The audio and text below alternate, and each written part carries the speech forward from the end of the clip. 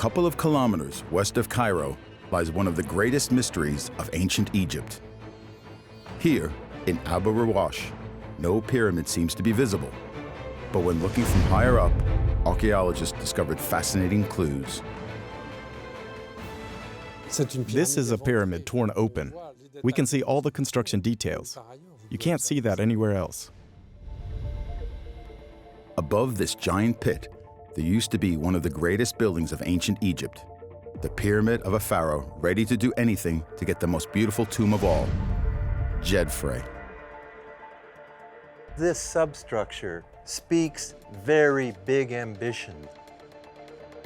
Experts see this torn open building as a treasure that can be studied from every possible angle. If you want to know how the pyramid was built, Djedefre pyramid is the best location for you to know that.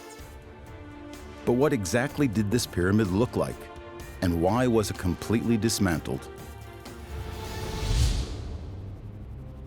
In order to find out the answer, scientists received the special authorization to scan this peculiar pyramid from the air, thanks to innovating technologies such as photogrammetry. This powerful tool is used to obtain an extremely accurate digital 3D copy of the monuments through thousands of pictures. There's an algorithm in the background that puts the geometry we saw in the field back together. This photo is very well showing the whole situation, concerned with the geomorphology of the site. Photogrammetry, drones, 3D images, technology will help us uncover the mysteries behind pyramid building thanks to the expertise of the greatest archaeologists and Egyptologists from the United States, Egypt, and Europe. Together, they'll try to solve the final mysteries of the Pyramid of Abu Rawash.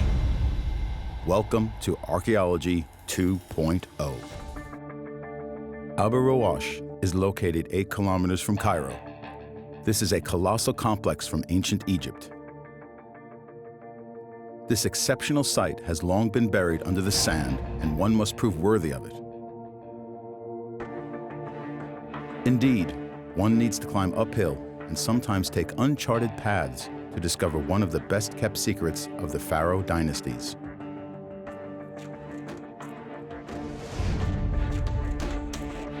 Here, Egyptologists believe there once stood a perfect pyramid that was the tomb of the pharaoh Djedefre. When it comes to pyramids, Abu Rawash is a key element related to how they were built. We have an aerial view of the burial chamber, and we can imagine above it and around the whole pyramid. A pyramid for which Egyptologists have no written record.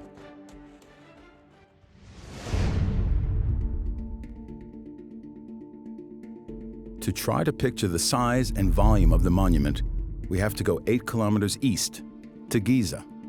There stands a small pyramid, that of King Menkaure.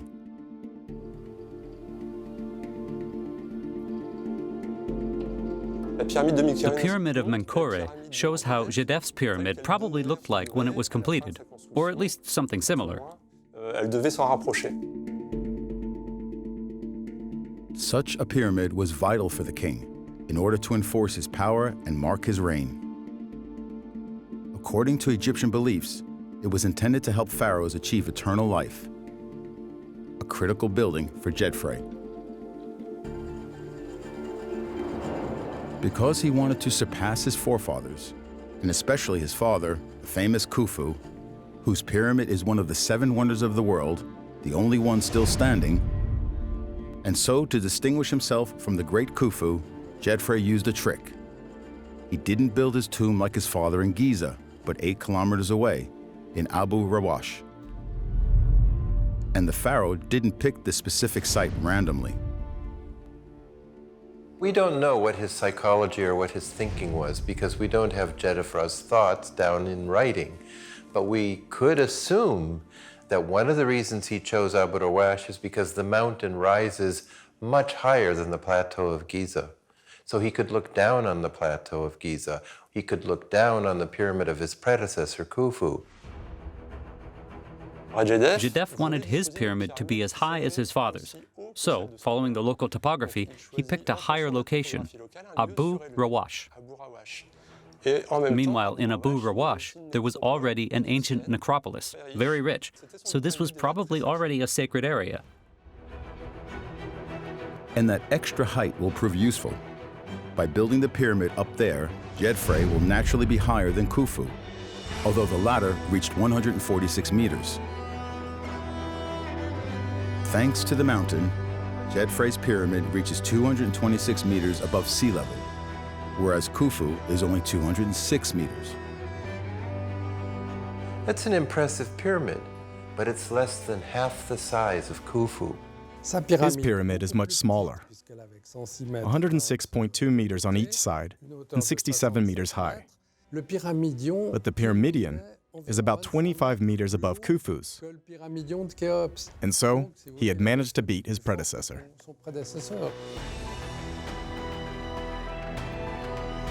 The pyramidion is the very tip of a pyramid, resting on top of the building. And so, Djedefre surpassed Khufu thanks to a clever trick. Yet today, this is what's left of this grand idea: ruins. The pyramid is almost completely gone. Djedefre wanted his memory to outshine that of the other pharaohs, but he didn't stand the test of time.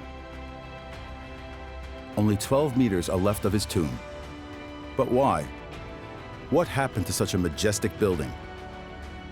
What did it look like?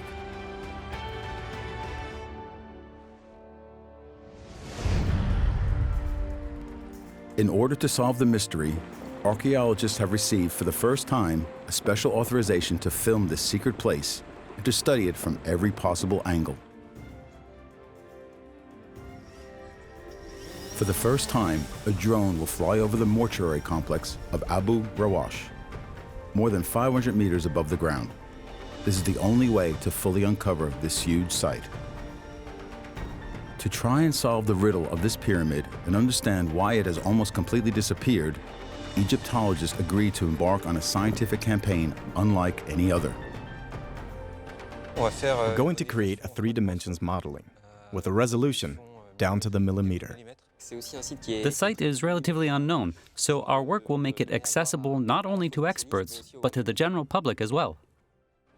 To listen to the secrets of the stones, they use digital data gathered thanks to a modern technique that is part of Archaeology 2.0, photogrammetry. The idea is to take hundreds, even thousands of pictures of a building, and then an algorithm will automatically analyze the shots and recreate the geometry that we witnessed in the field.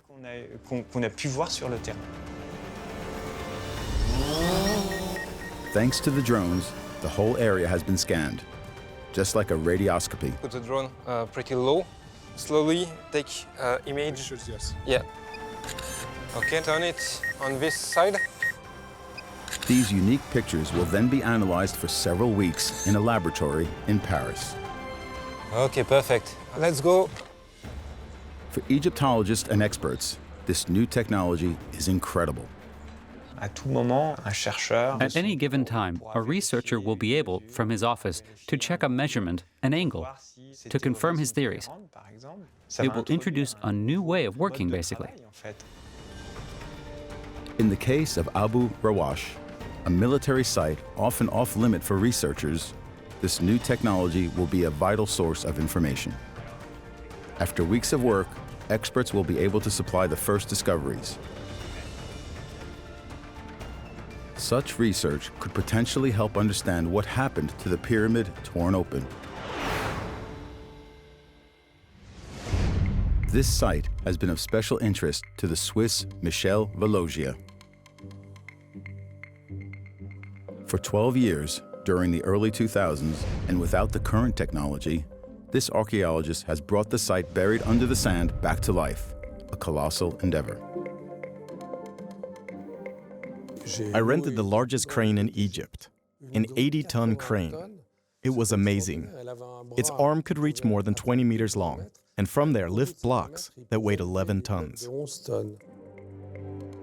This is the equivalent of 4 trucks. Such a massive endeavor enabled them to excavate this incredible pit that was at the time almost completely full of boulders. Year after year, Michel Valogia and his team uncovered the foundations. And the Egyptologist is positive about one thing: this was a pyramid. When we arrived on the site, it's like the pyramid is under construction. We almost expect workers to show up with their stones and start piling them up. All of this cannot be observed anywhere else, since the pyramid has been dismantled. We didn't really know so much about what the original pyramid would have looked like if it was even completed.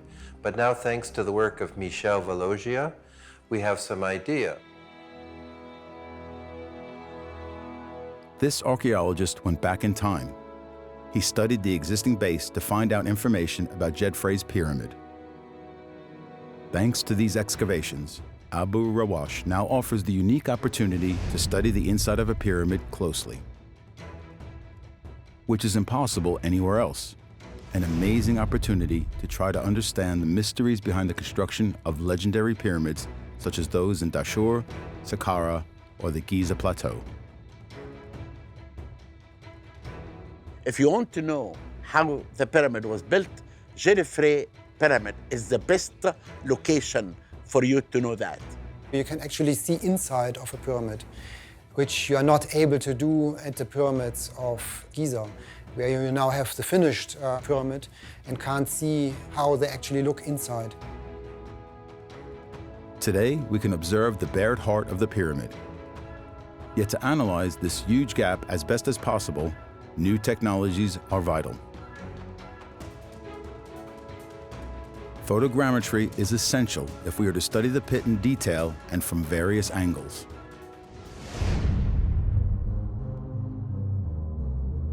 After several months of work, experts of Technology 2.0 have completed their mission. Computers have analyzed thousands of images to put together the whole site of Abu Rawash in 3 dimensions.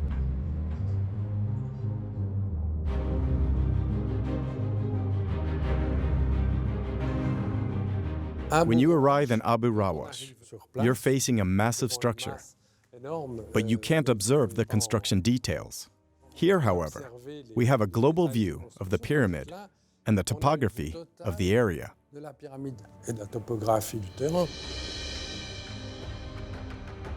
Thanks to the model made of thousands of images, we're only one click away from an aerial view or a zoom on some specific details. Photogrammetry analyzes the reliefs, the perfect tool to understand just how massive this pit really is.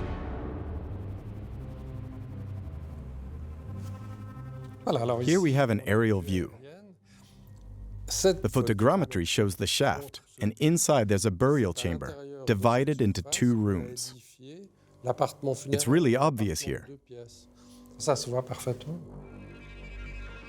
To be able to witness the details of the construction of a burial chamber is exceptional.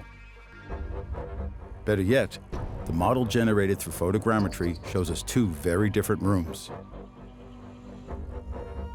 This makes Abu Rawash unique.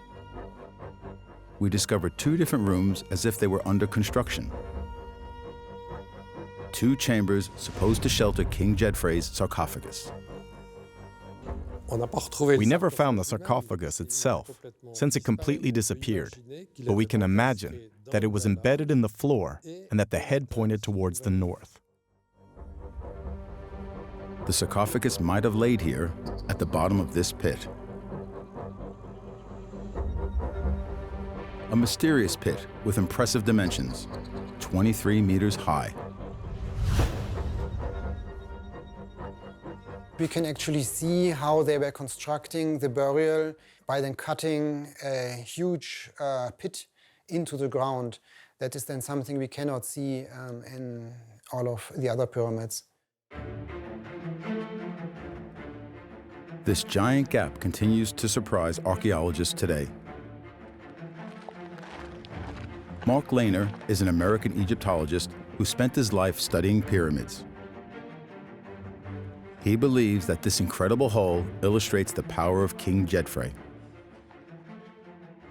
A nice light on this now, isn't it amazing? It's like an artificial canyon. Djedefre might have started smaller, less than a quarter the area of his father's pyramid, but all of this substructure speaks very big ambition. Mark Lehner considers this burial chamber to be completely different from the one inside the pyramid of Djedefre's father, Pharaoh Khufu. What's critical here is they're not putting these chambers up in the body of the pyramid like Khufu did. Djedefre totally changes the building habits of burial chambers. He doesn't copy what his father Khufu did, meaning burial chambers built higher up inside the body of the pyramid.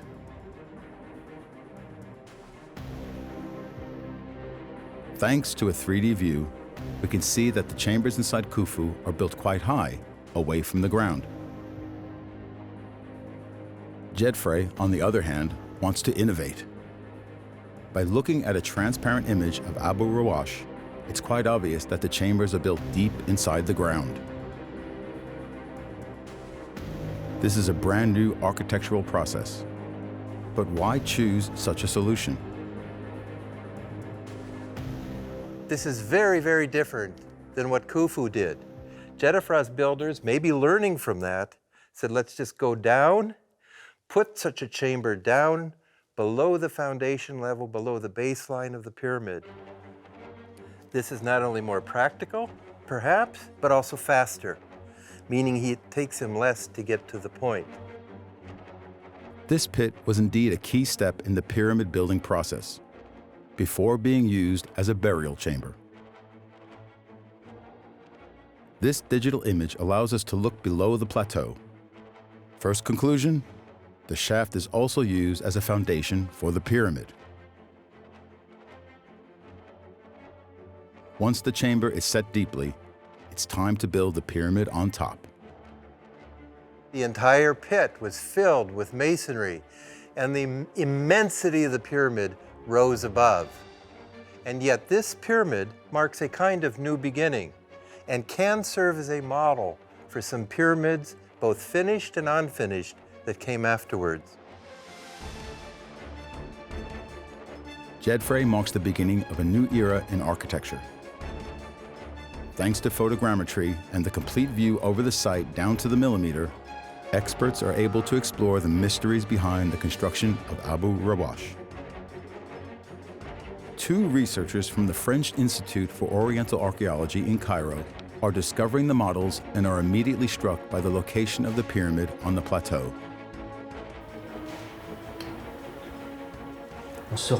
We realize how high the structure is.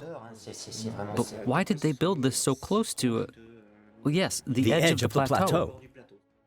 Well, the advantage of this is that we can go beyond the structure itself and focus on the external topography.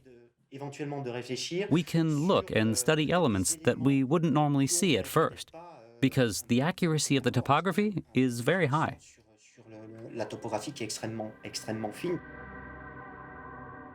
By going beyond the structure of the pyramid itself and the external cartography, photogrammetry leads to other discoveries.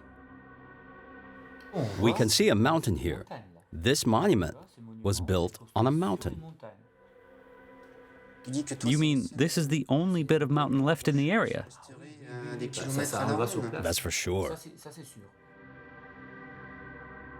What photogrammetry clearly shows is that Djedefre's architects very cleverly used the existing rock as a base.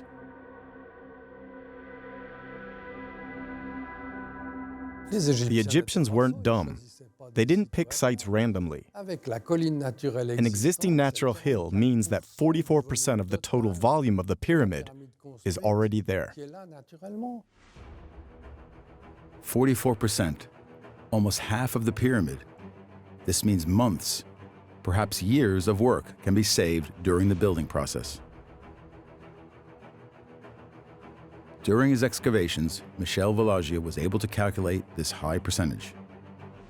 Djedefre copied the process of his father Khufu, who had already used a rock base for his pyramid. But Djedefre goes one step further by choosing a mountain. This then saved them time. Especially in this lowest part of the pyramid, there is quite a lot of the stone that you would need to build this base. So it made it faster in the first phase of the construction.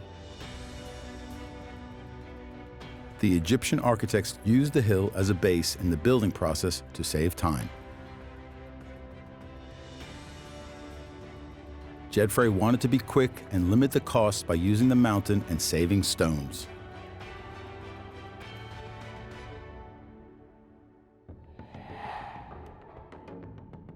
Some Egyptologists believe such a construction method, one that relies so much on the mountain, also tells us more about who this king was. There's a first clue in his name, Djedefre, which means as stable as Ra, the sun god. In order to look like Ra and be closer to him, Djedefre picks this hill. Another clue, the stone used to build the pyramid. An expensive and shiny stone that represented his power. Thousands of bits of that stone can be found on the ground. Granite, a key element to understand what the building looked like. Everywhere, you saw these piles of granite chips. I mean, it's one of the evidences that Djedefre used a lot of granite in his casing. There are limestone blocks. It's quite cheap. We can get them nearby. At the end, we add other blocks. Granite, very tough, much harder than limestone. There's a clear goal of building this monument in granite since they brought it so high and from so far away. Perhaps not the whole building, perhaps just the base. I saw that on the 8th layer, so about 8 to 9 meters high. They were still granite blocks. So we can imagine that the casing at the bottom was granite, and then it was built with limestone. Such massive blocks of granite are extremely solid, but difficult to carve. And yet the hypothesis is confirmed in the field. You can see that they made emplacements for each individual granite block. Why does one rise up, then it sinks down? The reason is because when they moved the granite block in here, it was easier to cut away the soft bedrock to bring the tops of the granite blocks flush than it was to cut the top of the granite block. Granite is much harder. To go even further and analyze the area from angles that are impossible in the field, photogrammetry proves once again a useful tool for Egyptologists. Archaeology 2.0 lets us decipher this careful process of ground preparation. You can see quite nicely where the casing was placed. They were placing first the stones from the corner and then afterwards placing here these going all along the front side of the pyramid. So you can really then reconstruct the sequence of the stone. They were first placing. Such extensive use of granite is an important discovery. This is a clue that links various pharaohs together. It seems that Djedefre's pyramid in Abu Rawash is a missing link in analyzing the evolution of the pyramids. His father, Khufu, only used fine limestone for the casing. However, Djedefre's successors, Khafre and Menkore, used granite as well. And so the pyramid in Abu Rawash is the very first one that makes use of granite for the casing.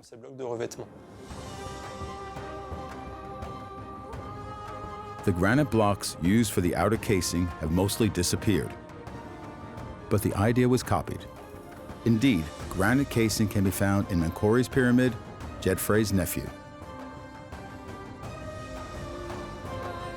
By using such noble material for the casing, Djedefre turned out to be a precursor and distinguished himself from his father, Khufu. The stones weigh several hundred tons, like giant monoliths. So how in the world could Egyptians, 2,500 BC, manage to move them around and bring them so high? an expert in ancient Egypt was particularly interested in the question.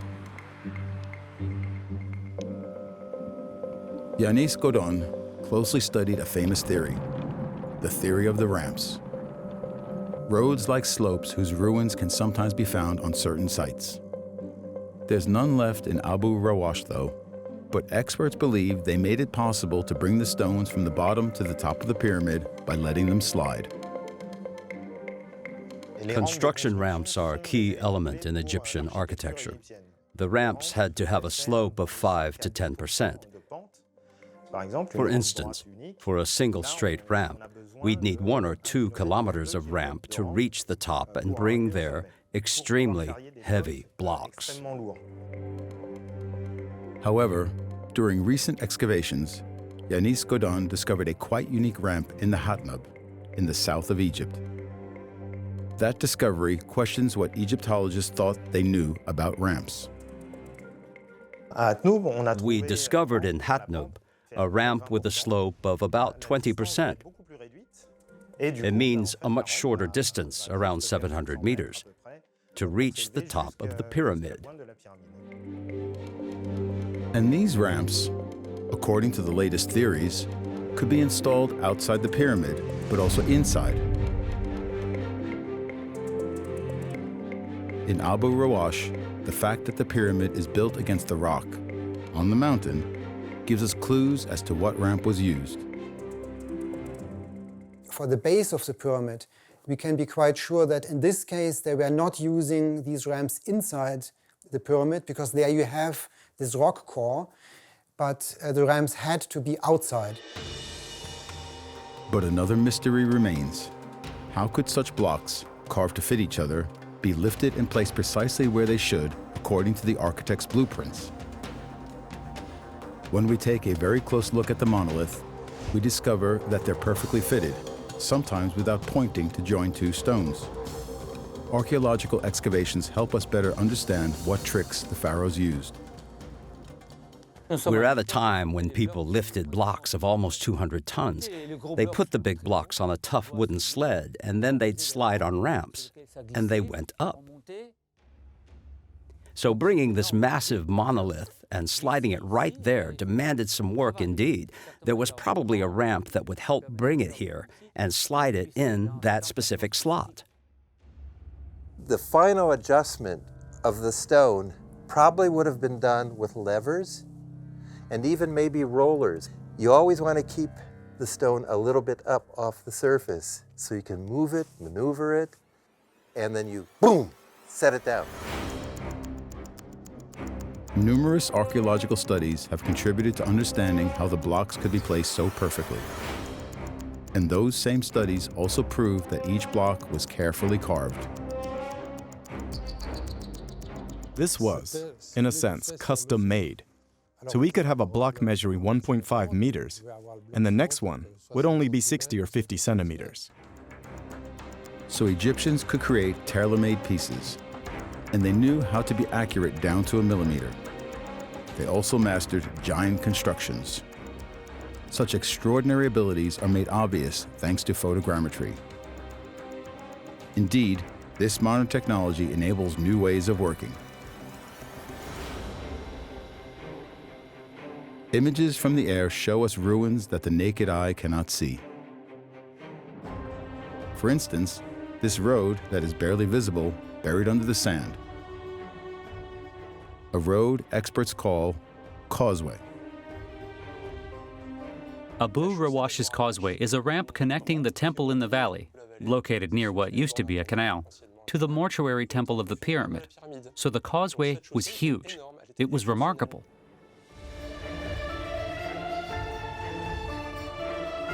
The causeway went all along this track up to the mountain, to the northern wing of the retaining wall. Djedefre has this extraordinary, massive causeway, 1.7 kilometers long. I mean, it's huge. In the case of this causeway, lost amidst the landscape and barely visible when standing in front of it, the 3D model is used as radioscopy to analyze the whole area.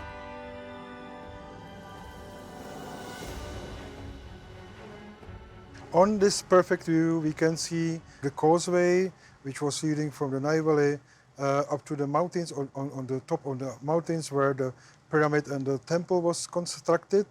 And this photo is very well showing the whole situation, because it's showing the relations of the monuments in concern with the geomorphology of the site. During the construction, it was used for the transportation of the blocks, which was a very complicated logistic thing. Photogrammetry proves that this causeway was a vital element 4,500 years after being built. It was the main road leading to the mortuary temple.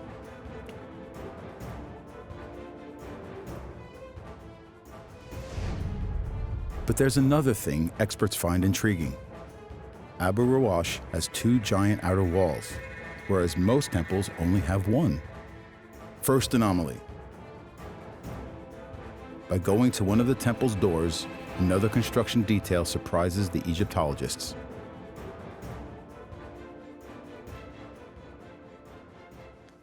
We're at the entrance gate on the east side, and we can clearly see how it was built. We have limestone and granite around, but the face is made of black bricks. This is the Nile's silt. They gathered mud and mixed it with straw, but this is a problem for me. We're at a time of great builders of stone pyramids. Why would Djedefre use brick, especially for his mortuary temple?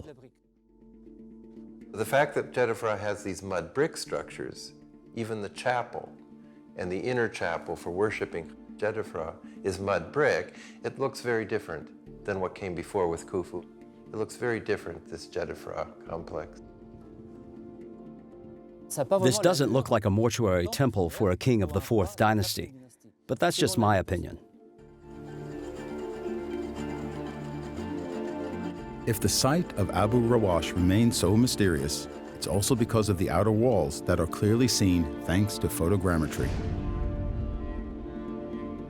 The full view over the site allows researchers to analyze the architectural space in its entirety. When studying the 3D images, the experts are surprised by the wall, whose position in regards to the pyramid is uncommon. We clearly see the wall. It stands out. The outer wall. It seems that if we extend the wall, it would come all the way to the edge of the plateau. We can see part of the wall here, so it could be that it turns next to the edge of the slope. Photogrammetry confirms the presence of an outer wall all around the building. The wall disappeared near the edge of the slope, but is still obvious on the image. And there's another surprise: the second wall surrounding the building. We have a second outer wall surrounding the building. In which mortuary temple or complex have you seen gates with the temple? None. That's why I don't think this is a mortuary monument. The map of this place hasn't been planned like other mortuary monuments. Finding hypotheses, giving meaning to the various buildings, such is the difficult work of Egyptologists. Vasil Dobrev believes this brick wall and curious gates prove that Abu Rawash was not a pyramid used as a tomb. Why? Because a mortuary temple is closed to the public. Only high priests can go inside.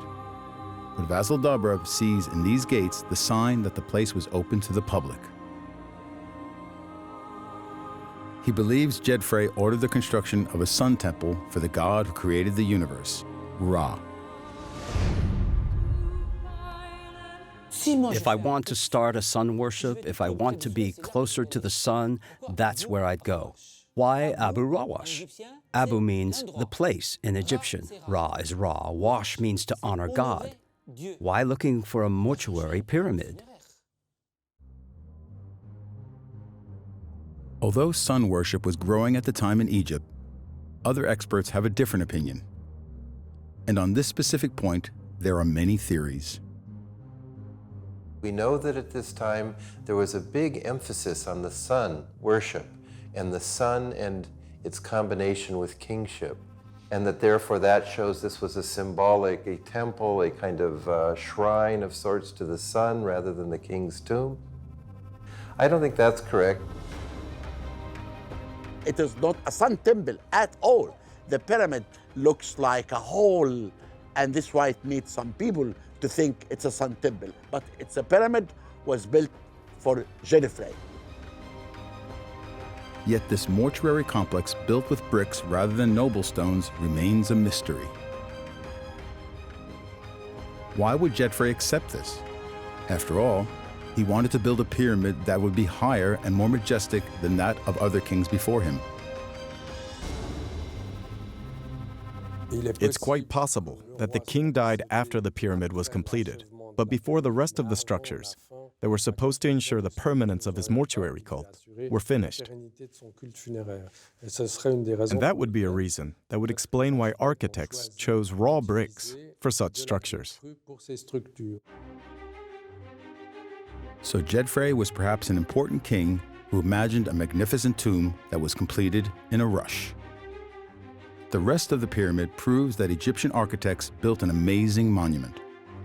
A monument that shows their mastery of geometry and mountainous areas. It's especially visible in the huge slope that crosses the pyramid, a very steep corridor that Egyptologists call the descending passage. The descending passage was supposed to lead to the burial chambers. However, at the time, once the work was done, the pit and the gap were totally invisible, hidden by the body of the pyramid. You can still see some of the evidence, some of the masonry from this original passage, which would have been narrow, maybe as narrow as 2 cubits, 1.05 meters. So what looks massive today was actually reduced to a tiny corridor where you had to bend forward to be able to reach the burial chamber. Thanks to photogrammetry, we can go below the pyramid, inside the hill itself. Here, we discover a 3D version of the descending passage and the burial chamber. So the descending passage in Abu Rawash is a model to help understand how the corridors leading to the burial chambers were built. In pyramids such as Khufu's, before they were completed, they also had such big gaps leading to the burial chambers. And so the very narrow corridors were first big slopes, such as the one in Djedefre's pyramid. Abu Rawash is just one phase of the building. So now it looks so different, but if it ever was finished, it would have looked quite similar to the pyramids of Dashur, for example. Another discovery also helps to understand another element found in many pyramids. When searching Abu Rawash around the year 2000, archaeologist Michel Valogia and his team calculated the angle of the access corridor and reached a result of 27 degrees, a very symbolic number for Egyptians.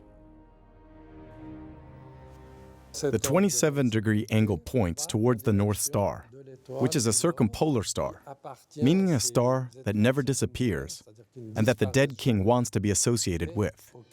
It's another way of being reborn. The passage was thus created to be a path to eternity for the pharaoh. Just like in every building they make, Egyptians use cosmogony to come up with perfect results. What's striking is their ability to combine the religious dimension with technical aspects. The descending passage is 5.5 meters wide, which is huge for a path that's supposed to receive a coffin that is maybe 50 centimeters wide. You need it in order to introduce all the materials, including huge granite blocks, probably for the burial chamber. So basically, it's a construction ramp first, and then they build the passage within it in this fine limestone, and then fill in around it. Excavations let us see how the descending passage in Abu Rawash was also probably a construction ramp. And so its role wouldn't be purely religious, but practical too. It is thanks to this ramp that workers were able to build a sumptuous burial chamber in granite.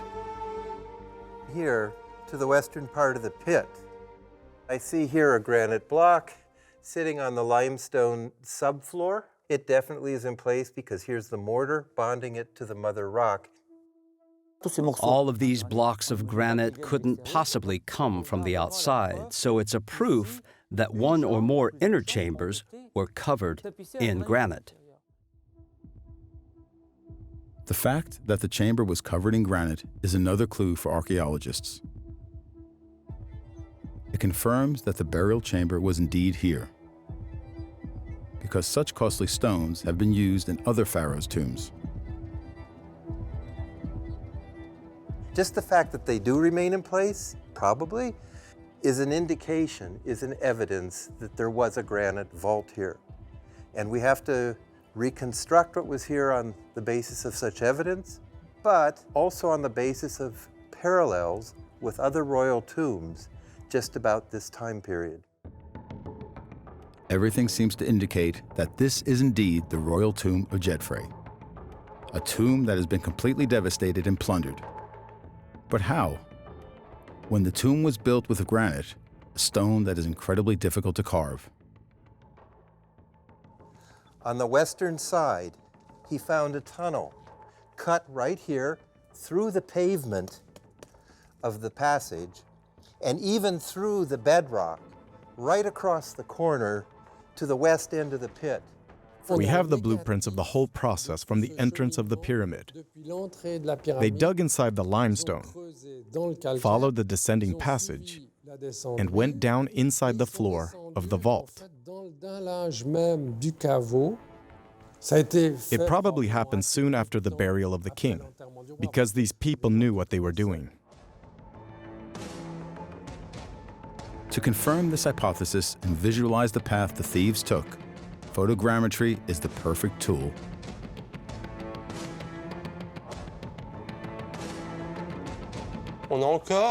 We still see the beginning of a hole going below the burial chamber.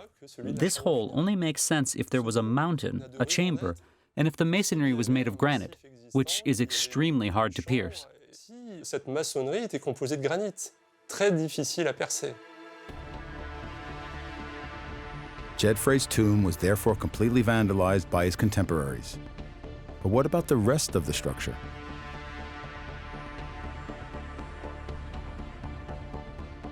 Pyramids have stood the test of time because their architects were able to build extremely solid monuments. And the foundation of Djedefre's pyramid is perfect. Experts believe the answer is simple. There was a time when these piles of granite chips fed into the idea that there was some violent family dispute. And that's why Djedefre came to Abu Rawash, to leave the household of Khufu at Giza. But what is very clear now, from the Michel Valogia and his team excavated, this represents Roman quarrying of Djedefre's granite casing. This discovery was made by Michel Valogia during excavations in Abu Rawash around the year 2000. Right from when the Romans invaded Egypt in 200 BC, Djedefre's pyramid was completely dismantled. We uncovered things layer after layer. We saw layers of sand that were brought by the wind, and below there were pottery fragments from the Roman period. We even found traces of cranes at the bottom of the descending passage, used to remove blocks, gather them, and use them somewhere else. The site has been used as a quarry since the Roman time, and almost up until the 19th century. Part of the reason that Djedefre's pyramid was so robbed of the granite, in Roman times, it may be that this causeway was a very convenient way to take the granite and haul it down from the high plateau. Unlike Giza, which is hard to reach and lost in the middle of the desert, Abu Rawash had this causeway connected to the Nile. The Romans had everything they needed: a monument to be used as a stone quarry and a road to carry the stones. The pyramid is quite close to the city of Cairo. At any time during the Roman period, the medieval period, the stones could have been used for the city walls of Cairo, for example, or for the palaces and so on.